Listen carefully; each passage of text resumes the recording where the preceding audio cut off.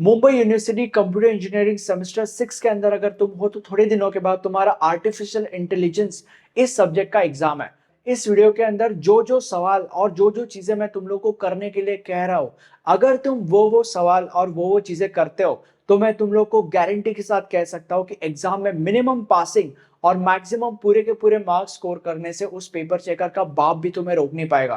तुम्हें इस वीडियो को आखिरी तक देखना है, और ऐसा इसीलिए क्योंकि बोर्ड के ऊपर तो बस सवाल लिखा गया है, बट जब हम डिस्कस करेंगे तब हर एक सवाल के पीछे का कॉन्टेक्स्ट मैं तुम्हें बताने वाला हूं। जैसे कि फॉर एग्जांपल किसकी प्रायोरिटी ज्यादा है, किसकी प्रायोरिटी कम है, वगैरह वगैरह वगैरह। जो जो मैं कह रहा हूं वो लिखो। हम मॉड्यूल वाइज डिस्कस करने वाले हैं उन मॉड्यूल्स के वेटेजेस के साथ, स्टार्टिंग फ्रॉम मॉड्यूल नंबर 1 जिसका वेटेज है 10% अप्रॉक्स। सबसे पहला और सबसे इंपॉर्टेंट सवाल है describe categories of artificial intelligence. दूसरा सवाल which is again important, that is applications of AI. Extras के अंदर अगर हम जाएंगे तो पहला सवाल with the most priority is this, what is AI and list down all the components of AI program. And second सवाल is explain the categorization of intelligent system. यहाँ पे हमारा मॉड्यूल नंबर 1 खत्म हो जाता है। Now when it comes to module number 2, इसका weightage है 15% अप्रॉक्स। अब मॉड्यूल नंबर 2 के अंदर एक छोटा सा ट्विस्ट है। मॉड्यूल नंबर 2 3 पार्ट्स में डिवाइडेड है। सबसे पहले पार्ट के अंदर ना तुम्हें एजेंट्स के बारे में पूछा जाएगा। कोई भी एक एजेंट पकड़ा जाएगा और तुम्हें बोला जाएगा कि इस एजेंट को एक्सप्लेन करो उसके ब्लॉक डायग्राम के साथ। तो मैं तुम लोग को ये सजेशन देना चाहता हूं कि इंस्टेड ऑफ ये वंडर करना कि कौन सा एजेंट आएगा कौन सा एजेंट नहीं आएगा, ये सब नौटंकी करने से अच्छा जितने भी एजेंट्स है, कुछ 4-5 एजेंट्स है उस मॉड्यूल के अंदर, जो भी एजेंट्स है सारे के सारे एजेंट्स को कर डालो उनके उनके ब्लॉक डायग्राम्स के साथ। ठीक है, ये करना है। और जो दूसरा सवाल है जो एजेंट्स के बारे में पूछा जा सकता है, that is explain different types of environments of AI agents. ठीक है, तो बेसिकली सारे के सारे एजेंट्स उनके ब्लॉक डायग्राम्स के साथ। और ये दूसरा सवाल, अगर तुम इतना करोगे तो तुम्हारा एक पार्ट हो जाएगा उन 3 पार्ट्स में से। मैंने तुम लोग को बोला था कि मॉड्यूल 2 3 पार्ट्स में डिवाइडेड है, तो उन 3 पार्ट्स में से एक पार्ट हो जाएगा अगर तुम ये करोगे तो, सारे एजेंट्स उनके ब्लॉक डायग्राम्स के साथ और ये सवाल।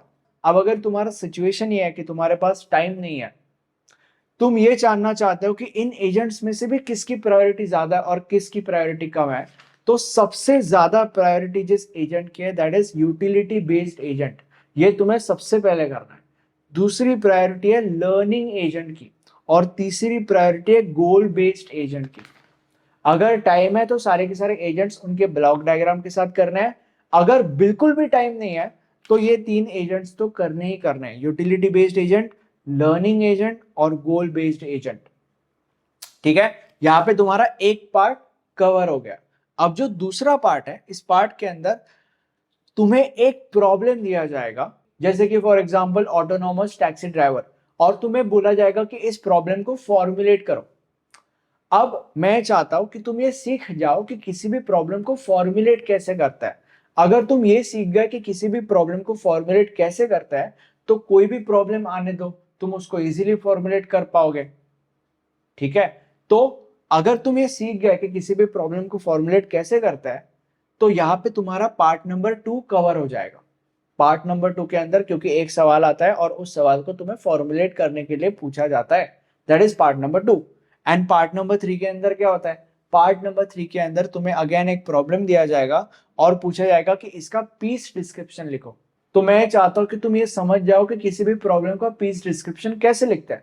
अगर तुम ये समझ गए या ये सीख गए तो कोई भी प्रॉब्लम अगेन आने दो तुम उसका पीस डिस्क्रिप्शन इजीली लिख पाओगे।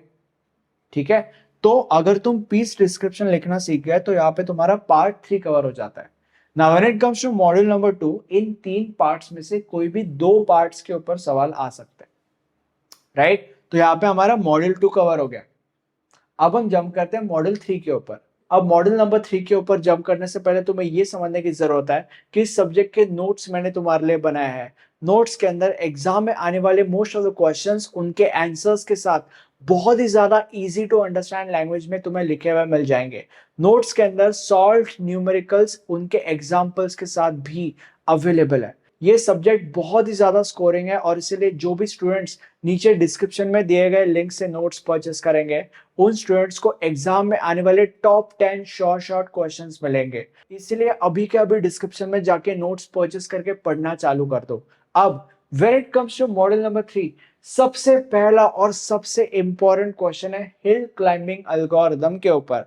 तुम्हें सवाल पूछा जाएगा एक्सप्लेन हिल क्लाइंबिंग एल्गोरिथम, और ये भी पूछा जा सकता है explain limitations of hill climbing algorithm and how to overcome those limitations। ये सवाल बहुत ही ज्यादा इंपॉर्टेंट है। नंबर 2 सवाल, explain depth limit search and depth first iterative deepening search। Again very very important. ये जो पहले 7 सवाल है सबसे ज्यादा इंपॉर्टेंट है when it comes to model number 3। Question number 3, difference between informed and uninformed search। Question number 4, simulated annealing। ये सवाल तुम एक्स्ट्रास में भी डाल सकते हो अगर तुम्हारे पास टाइम नहीं है तो। देन उसके बाद question number 3, perform alpha beta pruning on the following graph. तुम्हें एक ग्राफ या एक डायग्राम दिया जाएगा और उस डायग्राम को लेकर पूछा जाएगा perform alpha beta pruning on this diagram और on this graph whatever. Next question is explain A star search and 7th question is perform A star search on the following graph। इस question के अंदर भी तुम्हें एक graph दिया जाएगा या एक डायग्राम दिया जाएगा और पूछा जाएगा perform A star search on the graph या diagram, again whatever। And now when it comes to extras, there are 2 questions, explain informed search and uninformed search। वहां पे डिफरेंस है बट यहाँ पे एक्सप्लेनेशन है। And question number 2 is explain alpha beta pruning। And you need to understand that कि model number 3 का weightage है 30% approx.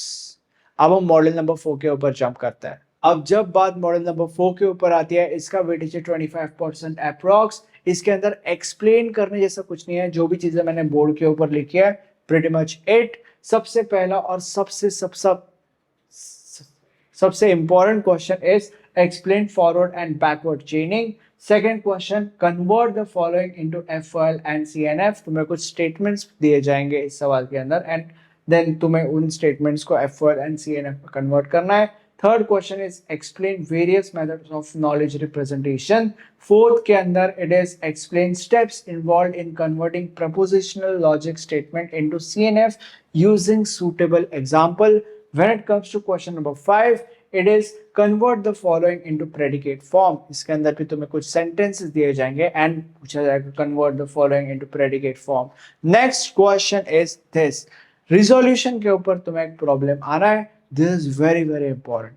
Now when it comes to extras, there are 2 questions, difference between forward and backward chaining and second is difference between propositional logic and FOL। अब हम model number 5 के ऊपर jump करते हैं। Now when it comes to model number 5, इसका weightage है 10 to 15% approx. इसके अंदर सबसे पहला और सबसे इंपॉर्टेंट सवाल है पार्शियल ऑर्डर प्लानिंग, और इसके साथ साथ हायरार्किकल प्लानिंग भी करना, ये भी उतना ही इंपॉर्टेंट है। Next question is reinforcement learning, very very important question. Next question wumpus world environment, again very very important. When it comes to extras, हमारे पास 5 सवाल है, ये प्रायोरिटी वाइज है, मतलब सबसे पहला सवाल जिसकी प्रायोरिटी फिर सबसे ज्यादा होगी। Total order planning highest priority. Next question is conditional order planning, next number वाला प्रायोरिटी, मतलब slightly lower priority basically. Next is what is planning. ये सवाल बस अकेले में नहीं पूछा जाएगा, कोई एक सवाल तुम्हें सबसे पहले पूछा जाएगा, जैसे कि for example total order planning क्या है, और उसके बाद what is planning, that way are stuff. Next question is supervise learning. अगर तुम रीइंफोर्समेंट लर्निंग और सुपरवाइज लर्निंग कर ही रहे हो तो लगे यार अनसुपरवाइज लर्निंग भी कर लेना अगर हो सके तो, नहीं तो number 1 priority, number 2 priority. And the last question is PAC learning.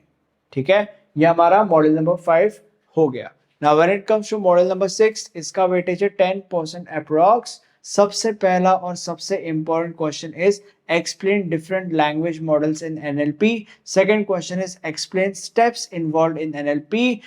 Next question is explain application areas of AI in robotics. And the last important question is generate parse tree for the cat ate the fish। बहुत बार आ चुका है ये सवाल। When it comes to extras, the first question is explain types of parsing, and the last question is what are applications of AI in healthcare, rental and banking. Notes बहुत ही ज़्यादा important है। Notes ही एक ऐसी चीज़ है जिससे तुम अपने marks और पॉइंटर्स बढ़ा सकते हो। इसीलिए अभी के अभी डिस्क्रिप्शन में जाओ और नोट्स परचेस करके पढ़ाई करना चालू कर दो। Thank you so much.